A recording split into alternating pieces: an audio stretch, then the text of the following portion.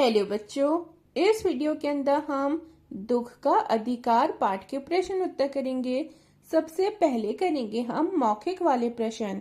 निम्नलिखित प्रश्नों के उत्तर एक दो पंक्तियों में दीजिए। प्रश्न 1, किसी व्यक्ति की पोशाक को देखकर हमें क्या पता चलता है? तो आप इसका उत्तर लिखोगे, किसी व्यक्ति की पोशाक को देखकर हमें उसके अधिकार और दर्जे का पता चलता है। तो देखिए बच्चों, जब हम किसी व्यक्ति की पोशाक को देखते हैं तो हमें क्या पता चलता है कि वो जो व्यक्ति है उसका समाज में क्या अधिकार है, क्या दर्जा है, वो अमीर है या गरीब है। ठीक है, हमें इन सब बातों का पता चलता है। प्रश्न नंबर 2, खरबूजे बेचने वाली स्त्री से कोई खरबूजे क्यों नहीं खरीद रहा था?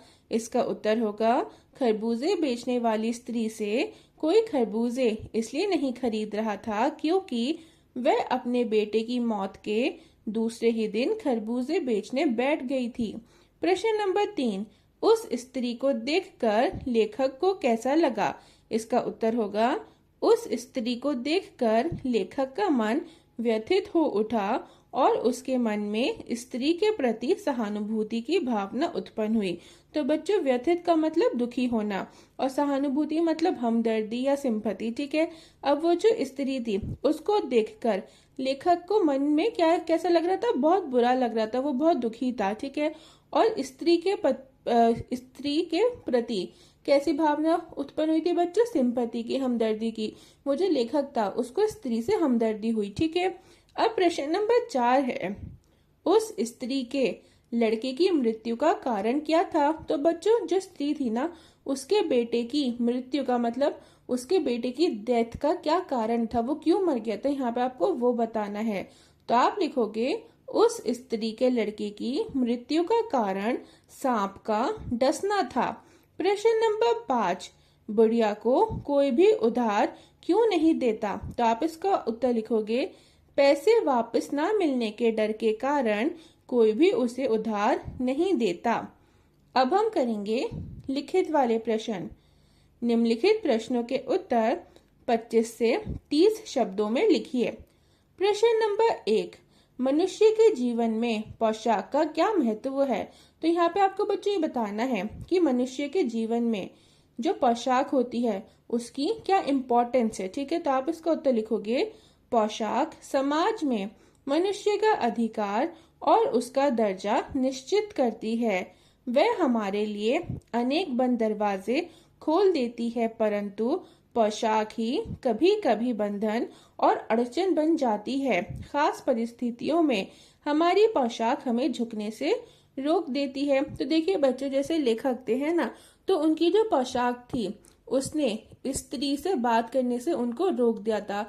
ठीक है, वो स्त्री से जाके बात नहीं कर पा रहे थे, उससे खरबूजे नहीं खरीद पा रहे थे। ठीक है, तो क्यों नहीं कर पा रहे थे? क्योंकि उनकी पोशाक ने क्या कर दिया था? लेखक को रोक दिया था।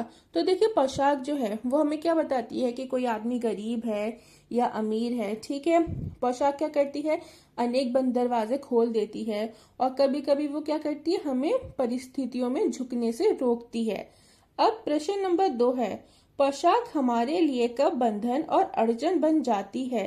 तो आप इसका उत्तर लिखोगे, पोशाक हमारे लिए बंधन और अड़चन तब बन जाती है जब हम अपने से कम दर्जे वाले व्यक्ति के साथ उसके दुख दर्द बांटना चाहते हैं, लेकिन इस डर से कि कहीं झुकने के कारण हम समाज में अपना दर्जा ना खो दें, हम झुक नहीं पाते। प्रश्न नंबर 3 है, लेखक उस स्त्री के रोने का कारण क्यों नहीं जान पाया? तो इसका उत्तर होगा बच्चों, लेखक उस स्त्री के रोने का कारण इसलिए नहीं जान पाया क्योंकि उसकी पोशाक ने उसको रोका हुआ था और वह फुटपाथ पर बैठकर उससे पूछ नहीं सकता था। तो बच्चों, लेखक क्या था? लेखक जो था वो एक अमीर फैमिली से बिलोंग करता था। ठीक है, अब उसको ये डर था कि अगर वो झुकेगा तो वो समाज में अपना दर्जा खो सकता है।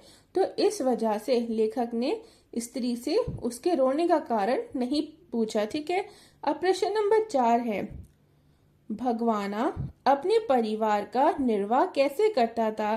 तो बच्चों यहाँ पे आपको बताना है कि जो स्त्री का बेटा था भगवाना, वो अपने परिवार को कैसे पालता था। ठीक है, तो आप इसको उत्तर लिखोगे, भगवाना शहर के पास 1.5 बीघा जमीन में कछियारी करके अपने परिवार का निर्वाह करता था। प्रश्न नंबर 5, लड़के की मृत्यु के दूसरे ही दिन बुढ़िया खरबूजे बेचने क्यों चल पड़ी। इसका उत्तर होगा, लड़के के मृत्यु के दूसरे ही दिन बुढ़िया खरबूजे बेचने इसलिए चल पड़ी क्योंकि लड़के के छोटे छोटे बच्चे भूख से परेशान थे, बहू को तेज बुखार था और इलाज के लिए पैसे नहीं थे।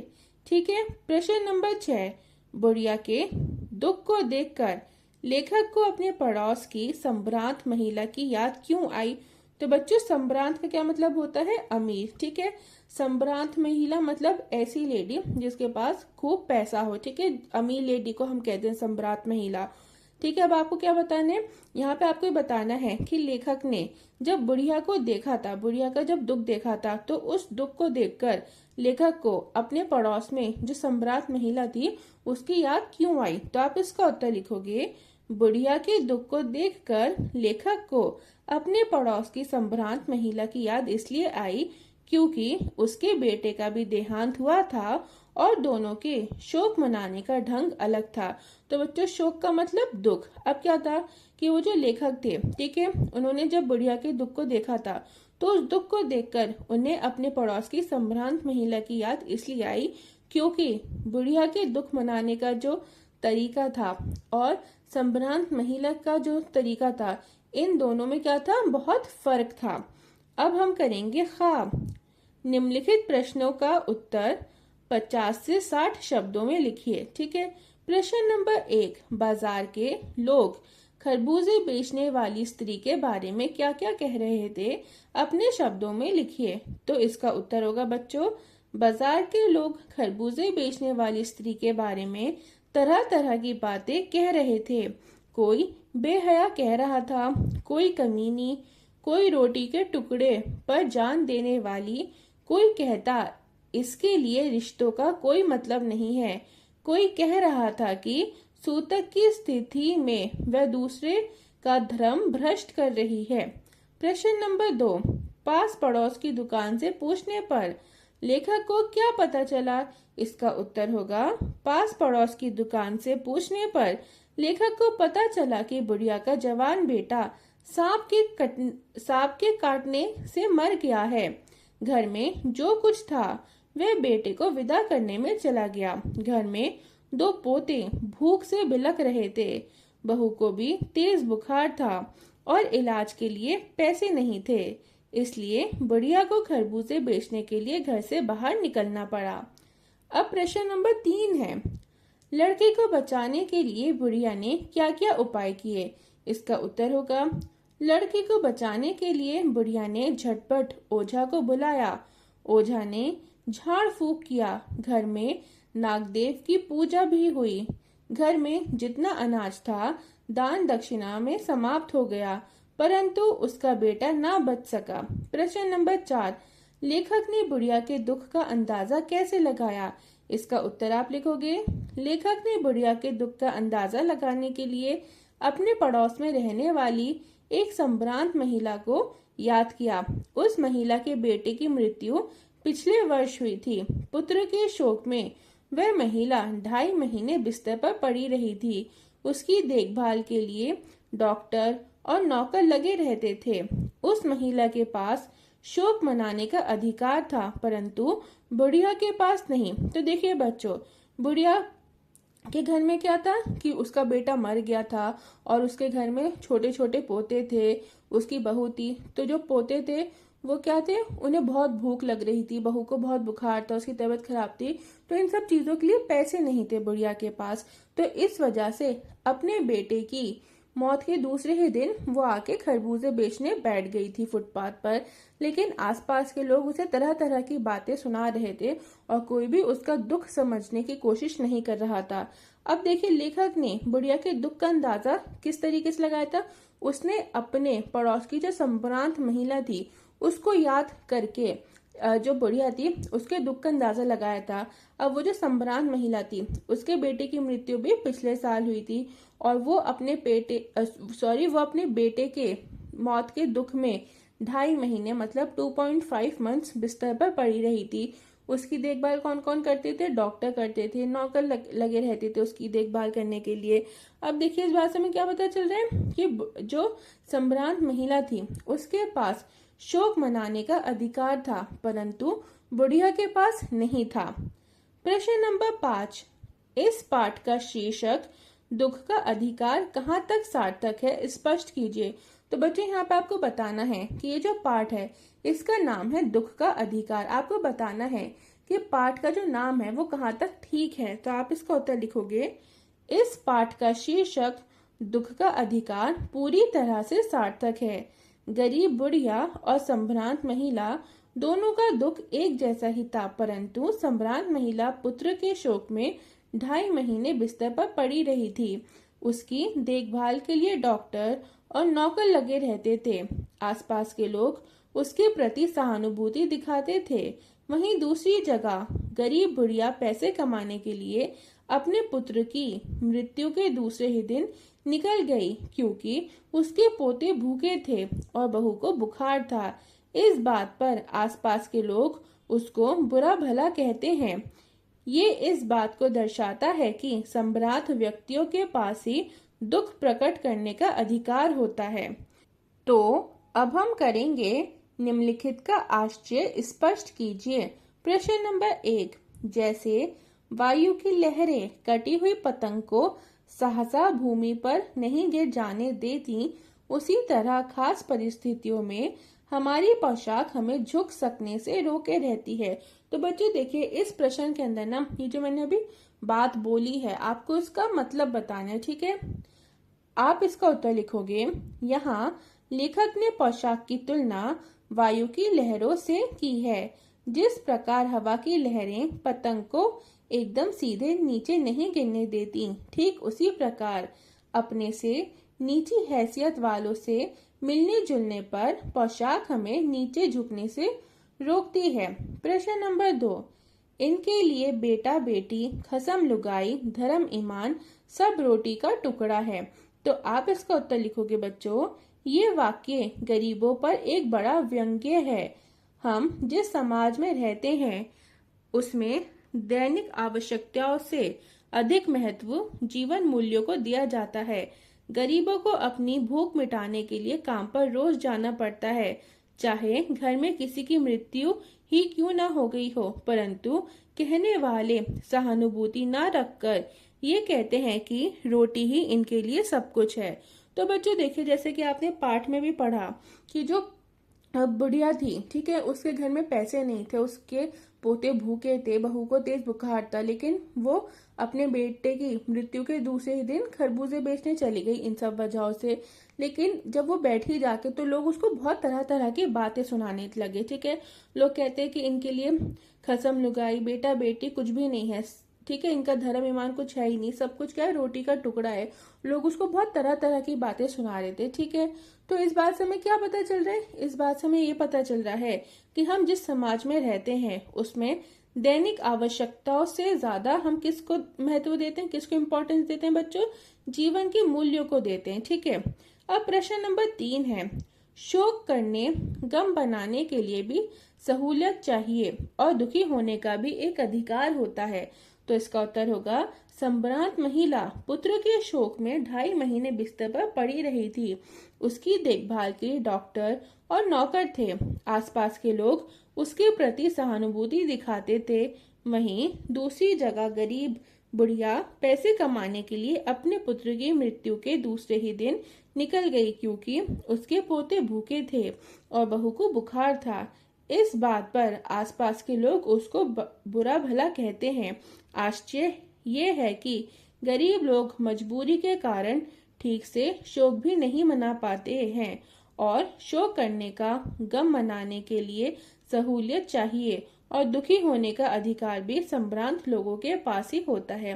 तो बच्चों इस पाठ से हमें क्या पता चलता है? इस पाठ से हमें ये पता चलता है कि जो लोग अमीर होते हैं उनके पास ही शोक मनाने का अधिकार होता है। ठीक है, अब जो गरीब लोग होते हैं वो शोक नहीं मना पाते। क्यों? क्योंकि उन्हें रोज पैसा कमाने के लिए बाहर निकलना पड़ता है। अपनी जो उनकी दैनिक जरूरियात हैं, दैनिक आवश्यकताएं, उन्हें उनको पूरा करने के लिए घर से बाहर निकलना पड़ता है। आसपास के लोग जो हैं वो उन्हें तरह तरह की बातें सुनाते हैं। कोई ये नहीं समझता कि उनकी क्या क्या जरूरतें हैं, क्या उनके घर में खाने पीने के लिए कुछ है या नहीं। लोग सिर्फ अपनी ही बातें बोलते रहते हैं और उनको भला बुरा कहते हैं। अब हम करेंगे भाषा अध्ययन। निम्नलिखित शब्दों के पर्याय लिखिए। तो यहाँ पे बच्चों आपको कुछ शब्द दिए गए हैं, आपको क्या करना है? आपको इनके पर्यायवाची लिखने हैं।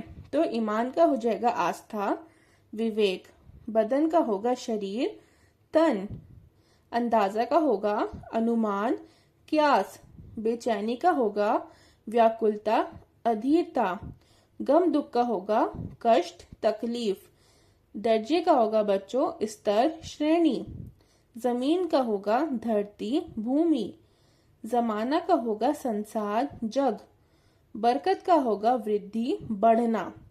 अब नेक्स्ट है निम्नलिखित उदाहरण के अनुसार पाठ में आए शब्द युग्मों को छांटकर लिखिए। तो बच्चों देखिए आपको क्या करना है, यहाँ पे आपको ना पाठ के अंदर जो शब्द युग्म आए हैं आपको उनको छांटकर लिखना है। अब शब्द युग्म हम किन्हें कहते हैं? तो देखिए बच्चों, जब दो शब्दों को जोड़े के रूप में प्रयोग किया जाता है तो वह शब्द युग्म कहलाते हैं। ठीक है, तो कौन कौन से हैं वो हैं दान दक्षिणा, खसम लुगाई, आते जाते, छन्नी ककना, झाड़ना फूकना, पोता पोती। ठीक है बच्चों, नेक्स्ट है अब पाठ के संदर्भ के अनुसार निम्नलिखित वाक्यांशों की व्याख्या कीजिए। बंद दरवाजे खोल देना, निर्वाह करना, भूख से बिलबिलाना, कोई चारा ना होना, शोक से द्रवित हो जाना। तो बच्चों यहाँ पे आपको क्या करना है? यहाँ पे आपको ये जो निम्नलिखित वाक्यांश दिए गए ना, इनको आपको क्या करना है? आपको इनके अर्थ बताने, इनका मतलब बताने। तो देखिए, कोई चारा ना होना, इसका क्या अर्थ है?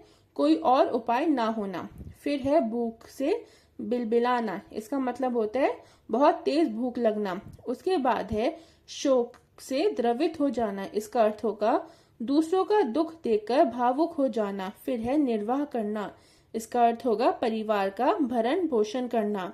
फिर है बंद दरवाजे खोल देना, इसका अर्थ होगा बच्चों प्रगति में बाधक तत्व हटने से बंद दरवाजे खुल जाते हैं।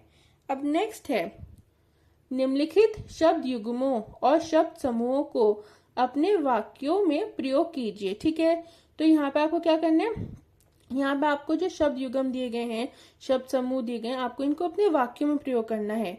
तो है छन्नी ककना, इससे आप वाक्य बना दो। मकान बनाने में उसका छन्नी ककना तक बिक गया। फिर है 2.5 मास, इससे आप वाक्य बनाओगे वह दिल्ली में 2.5 मास रहा।